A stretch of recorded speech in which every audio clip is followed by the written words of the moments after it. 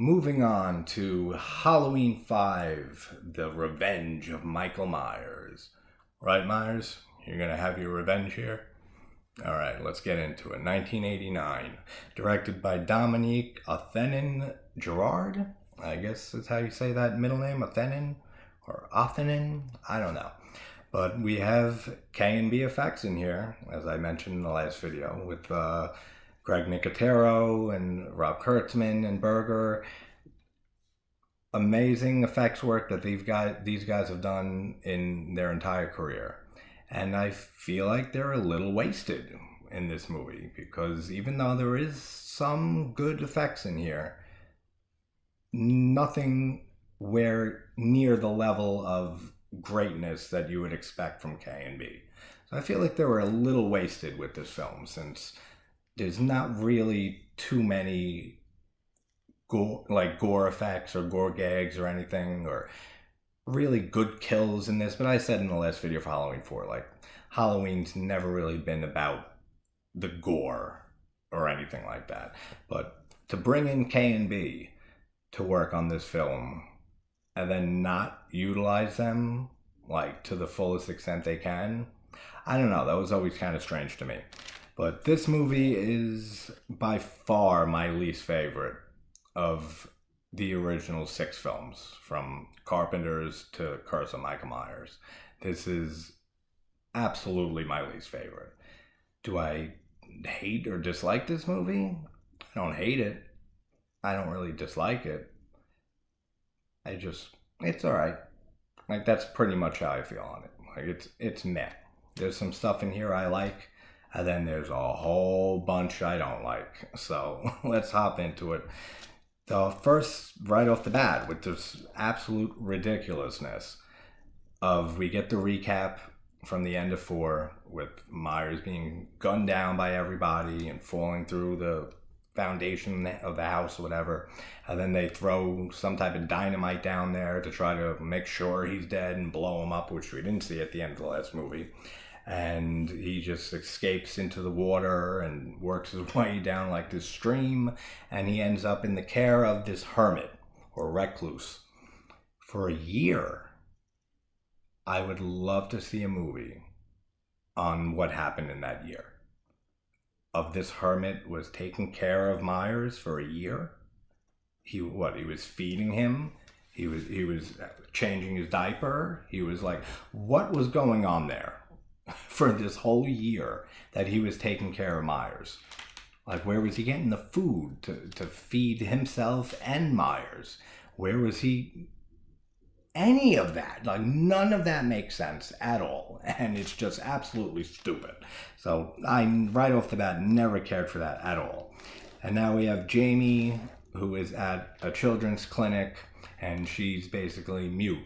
She just lost her ability to talk, probably just due to the shock of her actions at the end of the last film, with attacking, stabbing, and almost killing her foster mother, Mrs. Lloyd.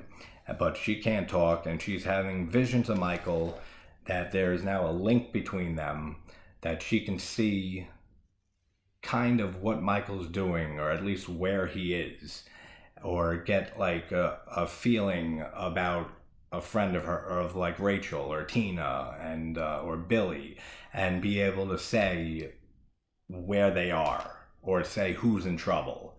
So she has this link with her uncle here, which is, it's alright. I mean, it's something different. So, like, I give it that, just for trying something a little different after, on the 5th film of this franchise. I mean, 4 if you don't count Season of the Witch, since Myers isn't in it. But just for trying something a little different, I can give it a little bit of props for. But does it work for me? Yeah. It is what it is. Like, it's nothing I really love or think is a great addition. But it's not like the worst thing ever. But the mask in this movie, I hate it. Absolutely hate the mask in this movie. It's just, it looks so weird. It looks like he doesn't even have it on all the way. Like, the neck is kind of like elongated. It's kind of like he puts it on like to here. Then like the rest of it comes down. It's not tucked in. like it is here with classic Myers. It's just like all out, and it just seems like too big, like for his head kind of, and it's on like a slant. I don't know, but I've never liked the mask in Halloween 5. Never did. I really hate the mask in this movie. I really love Tina in this movie. I think Tina is adorable. I think I love her personality. She has like the same type of like bubbly cuteness that that Annie has in Carpenter's Halloween. Similar type of personality, and I've always loved Tina. And then the cops, man, the duo of cops, the partners, with this stupid fucking circus music that plays when they show up for the first time. I don't know what the fuck they were thinking with that. Like, it is so stupid. Then they're showing up and they just have their quick dialogue between each other, and this is our job, and we love it. And then like it's just like, what the fuck is that? Like, come on, that was so stupid. I don't know why they added that in there. My only guess, beside it being like deliberate, which would make it even worse if that was like a conscious choice to put that in there, but my guess would be that there was some type of noise or something that got picked up, and they wanted to try to hide that somehow, and they ended up putting this stupid music in. That's the only thing I can think of besides it being a deliberate choice, which if it was, like I said, absolutely retarded, like so stupid. And then Michael stabs and kills Rachel, and we get like an Alice from Friday the 13th Part 2 scenario here, where we have Rachel survive the fourth movie and gets killed very early on in this film. And it's sad, man. I mean, Jamie's relationship with Rachel I really enjoy in Part 4. And just seeing her get killed so early on, and Jamie not finding out about it until the end of the movie when she finds her body at the Myers house. And that's a whole nother thing I'll get into. Excuse me, is the Myers house in this movie. But yeah, just terrible what happens with Rachel. And she just gets stabbed in the side, in the chest, and the heart, maybe. It looked like it was on the left side, but somewhere, but she's dead. And that sucks. Then I love Loomis's line of like I thought that we sent him back to hell, or sent him down to hell, but in my heart I knew that hell would not have him. Love that line. And that's one of the few lines of Loomis's that I like in this movie, because this is my least favorite performance. Not really performance by Pleasance, but my least favorite portrayal of Loomis in the franchise. He is just a dick in this movie. He's just yelling at Jamie, a 9-year-old kid who's already been through so much shit with losing her parents, and then going through the whole massacre that happened the year prior with Myers.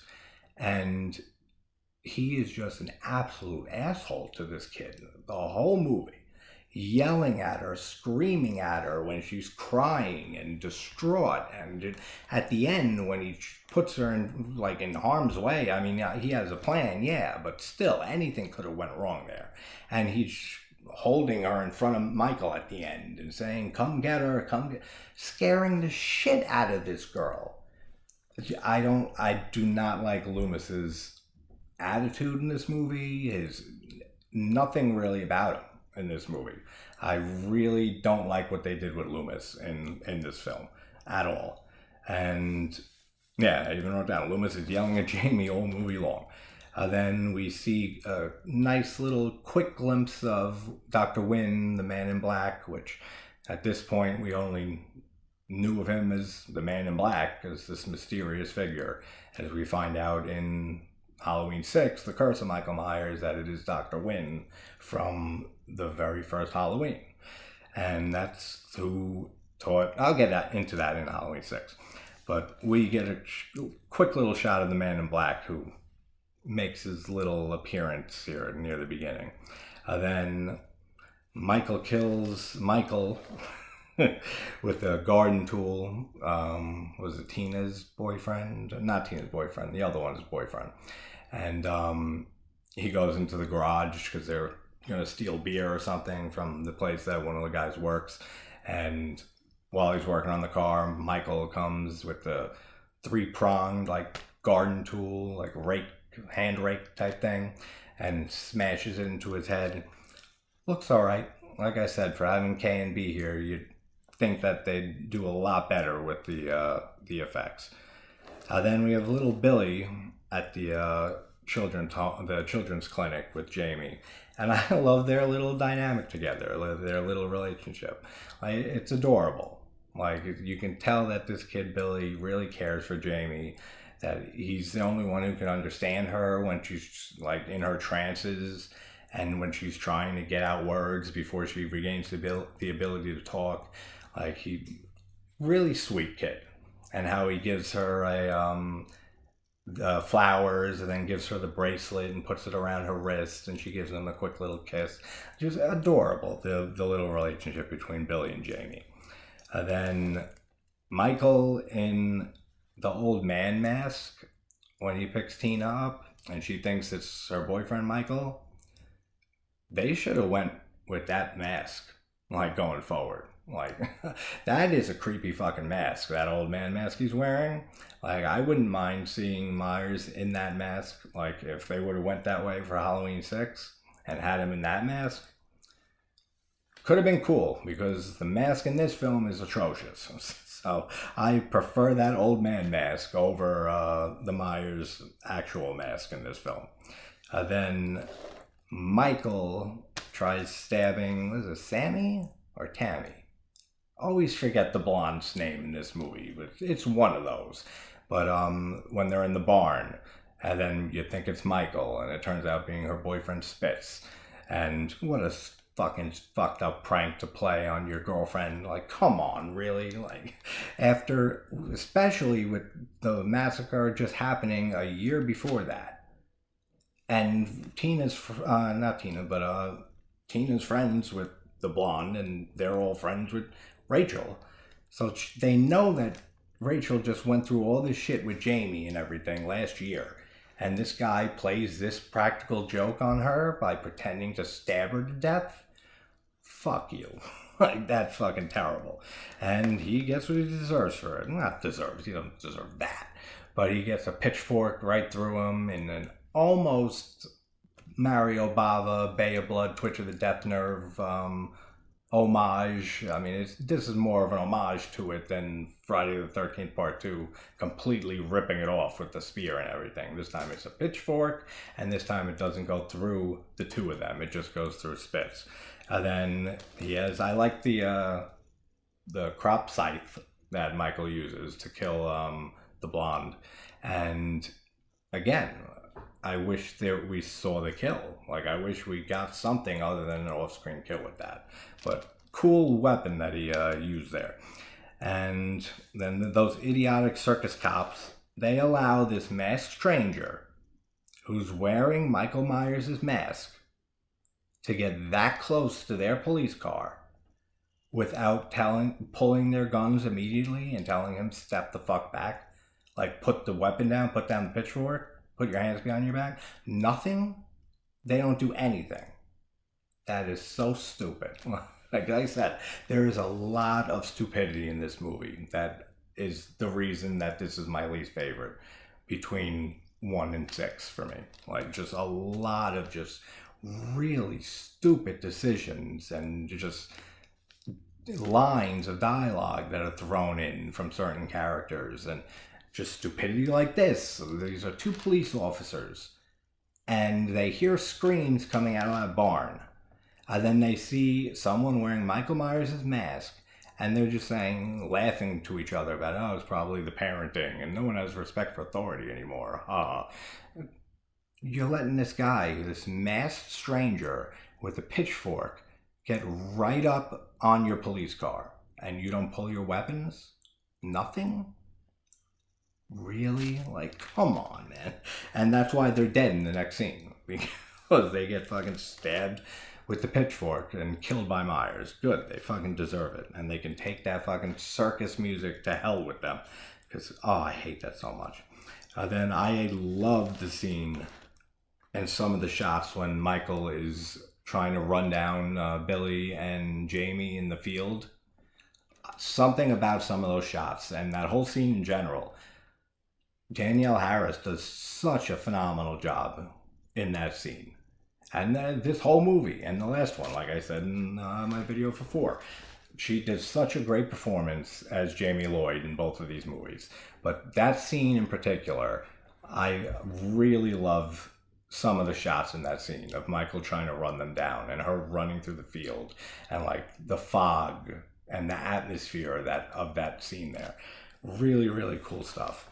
Then we have Tina that ends up getting stabbed, which is so sad, man. And then again with Jamie and Danielle Harris's performance with her saying just like Tina, and just you could tell how just distraught Jamie is at this point. She doesn't even know that she lost Rachel yet. Like she's just knowing that Tina's gone. But then when she finds out that Rachel was killed, like, oh, that's a gut punch. And then there is no fucking chance that the cops would let Loomis and Charlie take Jamie into the Myers house to use her as bait to get Michael there. There is no fucking chance. That is so fucking dumb. Is that a joke? Like, they really included that. And yeah, they were going to get her out of there, like, once they got, like, noticed that Michael was heading from the school or the clinic to the house. But then Loomis steps in and then locks Charlie and Jamie in the room with him and says, like, she's not going anywhere. And he uses her for his plan to capture Michael. But just the whole fact that they even let Jamie, this 9-year-old girl, be taken into that house for any reason, knowing that Myers is on the loose and that this is his house, kind of, and lets all of that unfold in any way, shape, or form is absolutely ludicrous. Like, absolutely insane. Could you imagine the fucking lawsuits that this town's police department would be under if something actually happened to Jamie? If she got murdered by Myers in that house? They would have a fucking field day with that police force, which was just replaced, like, in the last year, because that whole precinct was wiped out in the last movie. And then, probably one of my biggest complaints with this movie is that is not the fucking Myers house. That is not Michael Myers' house. It doesn't even look like the Myers house. It's like they didn't even try to make it look like the original house. And, excuse me, it looks so bad. I hate the look of that house. I hate the fact that they didn't even try to make it look like the original Myers house. Everything about the house in this film, and especially in the ending, because we see it one time in the middle of the film, and then the whole finale takes place in the ending, in the house in the ending. I cannot stand the look of the Myers house in this film at all. Then poor Charlie. Like, I really like Charlie's character for the little bit that he's in this. Like, he's so sweet with Jamie, and like, when they're practicing their signals, and she starts banging her brush, like, and he's like, that's it, you do that, and loud enough, I'll be out there in a flash. Such a nice cop, man. And then he ends up getting hung outside the window by Michael. Like, poor Charlie. Then we find Max the dog dead. So this is like 4 dogs now in the series, right? We got 2 in the first one. We got the dog from the last one. And then we got Max here. Yeah, so 4 dogs have been killed by Myers, and some eaten in these 4 films so far that Myers has been in. And just don't ever, if you don't want to get killed by Michael Myers, especially don't have a dog around. Don't have a pet dog, because that just attracts him.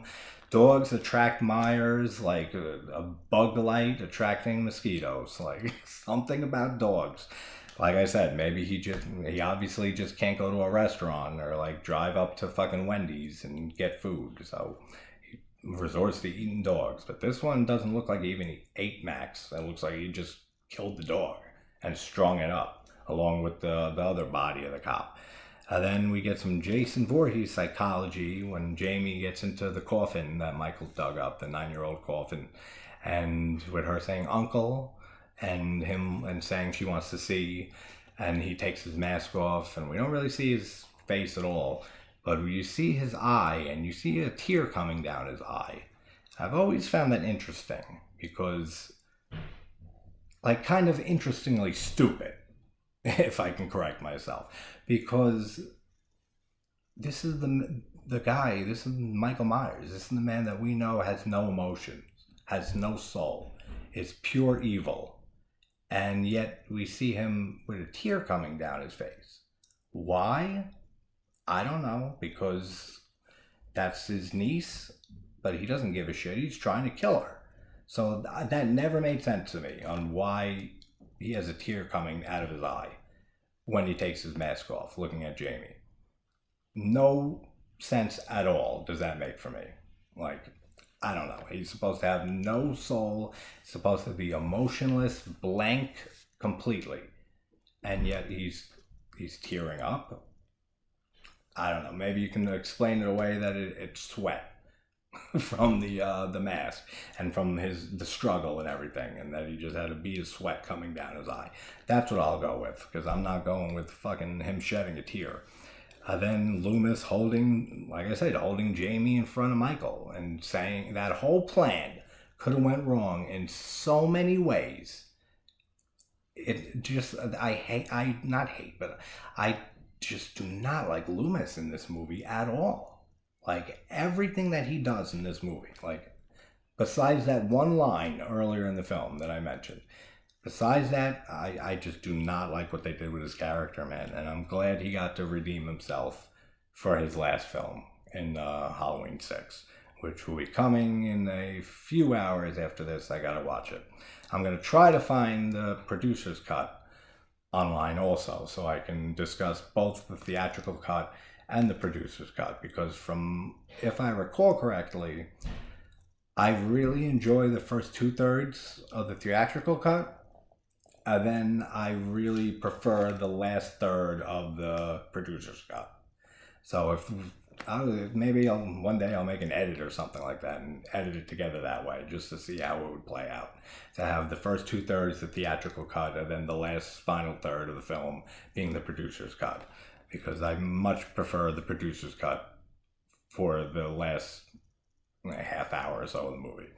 But yeah, he's holding Jamie in front of Michael, in front of Loomis, and just say, yeah, come get her, here's a girl, she can take the rage out of you and everything, which I don't know how she can do, just because the psychic link between them never is explained. Like, his idea or explanation behind that, Loomis, for that Jamie can take away Michael's rage, I don't know how that would work.